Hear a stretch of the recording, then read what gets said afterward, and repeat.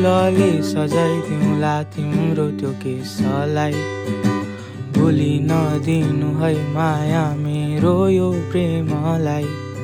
यो मुटुनी मेरो रहेन भइसक्यो अब तिम्रै।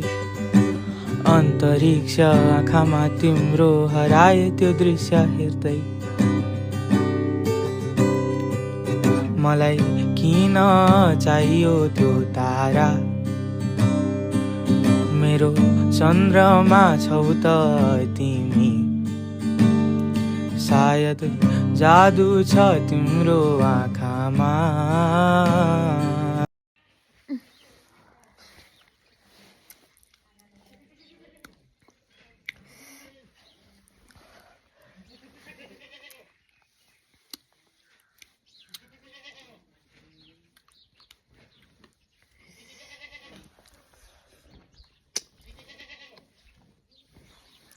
ल अब हेर्नुहोस् है, म तपाईँहरूलाई मेरो घरमा फलेको काउली देखाउँछु।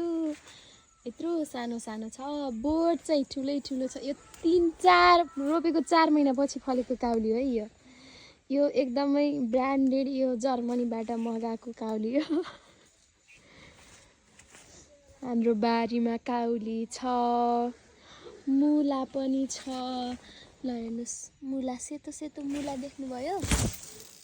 हेर्नुहोस् कत्रो ठुलो मुला छ। अनि काउली पनि छ। म तपाईँहरूलाई काउलीको पकौडा बनाएर त्यसको रेसिपी पनि हाल्छु छिटै। तोरी छिन्ने बेला भएको छ।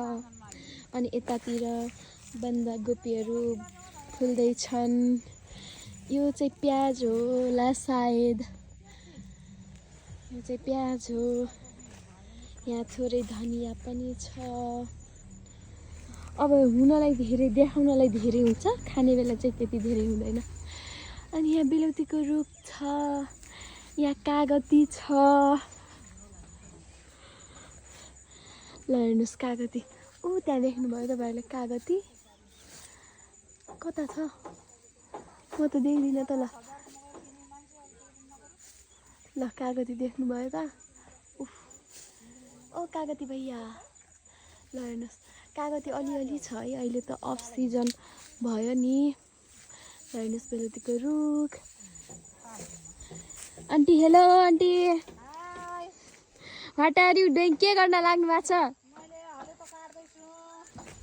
ल हेर्नुहोस् यहाँ फलेको पनि छ हाम्रो घरमा। आन्टीको धनिया फुल खेलिसक्यो। अब यसलाई मसला बनाउने धनिया भइसक्यो होइन आन्टी? आन्टीको तोरी पनि छिन्ने बेला भइसक्यो। आन्टीका पनि जर्मनीबाट मगाएका गोपी।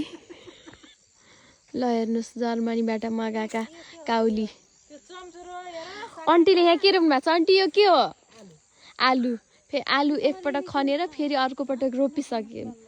र नयाँ नयाँ आलु चपको रेसिपी पनि आउँछ है। यदि हजुरहरूले लाइक कमेन्ट सब्सक्राइब गर्नुभयो भने। ल हेर्नुहोस् अब यहाँ साग धेरै हुन्छ, सुकाएको छ यो। अब यो पछि गर्मी सिजनमा खाने हुन्छ। रमाइलो छ गाउँघरको परिवेश।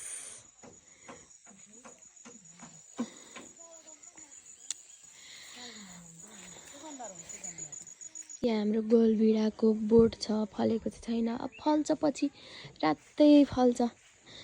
अनि यहाँ यो हजारीको फुल छ। स्वस्थानी पर्दाखेरि जुन हामीले टिप्छौँ नि, स्वस्थानी पर्दाखेरि हात जोड्नलाई, त्यो हजारी फुल हालेर सुकाएको छ। त्यसपछि यहाँ काउली सानो सानो भर्खर फेरि रोपेका काउली, सायद यो गाँठ गोबी हुनसक्छ है। यो गाँठ गोबी होला मेबी। यहाँ हाम्रो कागतीको सानो बुट्टा छ। अनि यहाँ चाहिँ खुर्सानी छन्। यो खुर्सानी चाहिँ एकदमै पिरो थियो, सकिहाल्यो।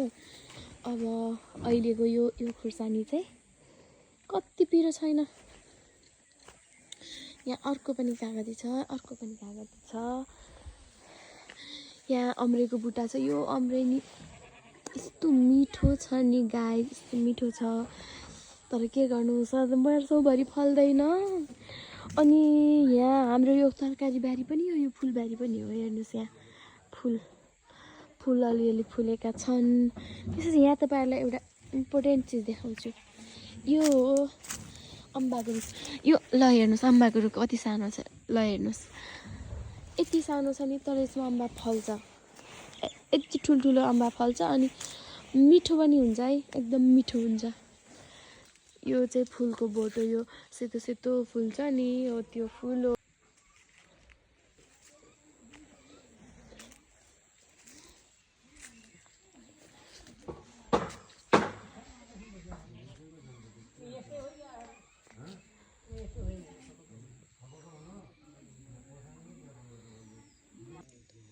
फुल्दैछ है साथीहरू, काउली फुल्दैछ।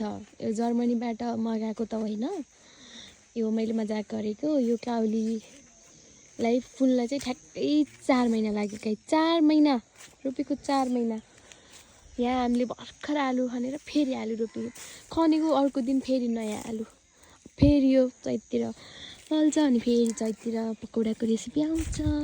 ल हेर्नुहोस् अमिलाको रुख, अमिला देख्नुभयो फलेका, कति मिठो हुन्छ जाडोमा अमिला सानेर खान, नुन खुर्सानीमा डुबेर खान।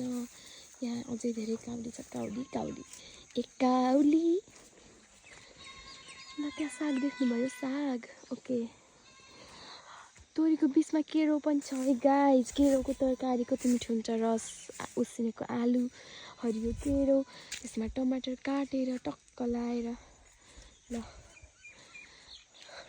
यो हरियो साग पात देखाउन कति राम्रो लाग्ने कि क्यामेरामा पनि कति राम्रो देखिन्छ।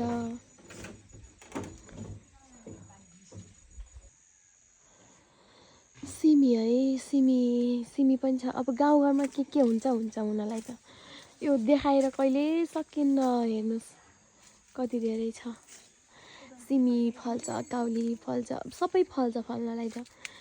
अब म हजुरलाई मेरो आउने दिनहरूमा, आउने भिडियोहरूमा सबै देखाउँछु। हजुरले सब देख्न पाउनुहुन्छ कि दाङको गाउँघरतिर के फल्छ भनेर।